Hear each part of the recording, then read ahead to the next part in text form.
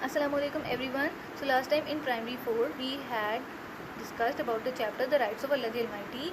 Alright, so I will be revising some of the topics and then we will be moving on to the next topics. So Allah the Almighty, He has gifted us with many blessings and so that we can use them for our own benefit.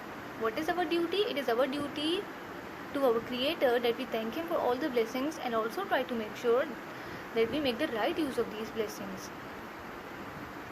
If someone has hired somebody and they provide them food, look after them and also treat them with kindness, so what is the duty of the servant? He should also make sure to listen to the commands of him, to obey him and try to please him in every way. In the same way, Allah the Almighty has blessed us with so many blessings, so it is also our duty to obey him, to fulfill our duties to him, to thank him and to make sure we try to please him in every way. The rights of Allah the Almighty are known as Hukuk Allah and following are the rights. Number 1 is obedience. One of the major aspects after believing in the oneness of Allah is that we should always obey Allah in all His commands and that we should have taqwa, which is the consciousness of Allah and the fear of Allah. We should obey the teachings of our beloved Prophet Muhammad sallallahu alaihi wasallam as well. As Allah the Almighty says in the Holy Quran, he who obeys the messenger obeys Allah. Second is prayer. Okay, so prayer is the second pillar of Islam and they were gifted to Hazrat Muhammad sallallahu alaihi wasallam on his journey to the Mi'raj.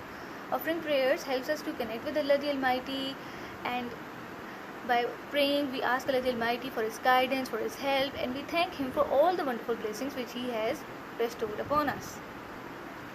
Prayer salah is the programming towards righteousness. The best part of salah is sajda, prostration. It is mentioned 92 times in the Quran. Okay, then is fasting, which is the third pillar of Islam. Fasting is called Sawm in Arabic and it is the third pillar of Islam. Muslims are obligated to fast in the month of Ramadan for 30 days in which they are required to abstain from eating, drinking and doing any wrong or bad action. It is narrated by Abu Huraira that Hazrat Muhammad sallallahu alaihi wasallam said that whoever fasts in the month of Ramadan out of sincere faith and hoping to attain Allah's reward, then his previous sins will be forgiven.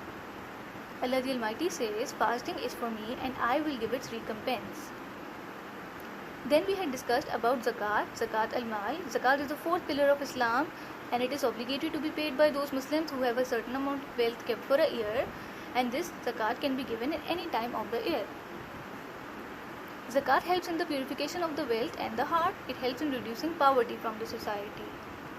The fifth pillar of Islam is Hajj. Hajj is obligatory to be on those Muslims who are financially capable. It is performed in the month of Zilhaj and Muslims from all around the world gather at the Kaaba to perform the rites of Hajj. Then we had discussed about the Holy Quran. The Holy Quran, it is the last book revealed on our last messenger Hazrat Muhammad sallallahu alaihi wasallam. In the Holy Quran, Allah the Almighty has guided us about the right and the wrong. He has instructed us to follow His path so that we can achieve success in this world and in the hereafter as well.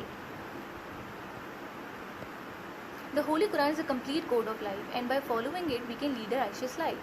And the Quran, Allah the Almighty has also told us about the beautiful reward of Jannah. Hazrat Jibreel alayhi salam, who is an angel of Allah the Almighty, he used to bring the revelation to Hazrat Muhammad sallallahu alaihi wasallam in intervals, and the Holy Quran was revealed in approximately 23 years. The longest surah of the Holy Quran is Surah Baqarah and the shortest is Surah Kausar, and there are 114 surahs in the Holy Quran. Allah the Almighty has taken the responsibility of the protection of the Holy Quran. The Holy Quran is in Arabic language and reciting one letter of the Quran is equal to 10 good deeds. For example, Alif, Lam, Mim. Alif is one letter, Lam is one letter and Mim is one letter. So it will be equal to 30 good deeds. Then we had discussed about the haram and the halal. Allah the Almighty, He has gifted us with wisdom to differentiate between the right and the wrong. Through the Holy Quran and the Sunnah, we come to know what the laws of Allah the Almighty are, what is allowed, permitted, halal, and what is forbidden, haram. These instructions are for our own good and safety so that we can prevent ourselves from sins and harm.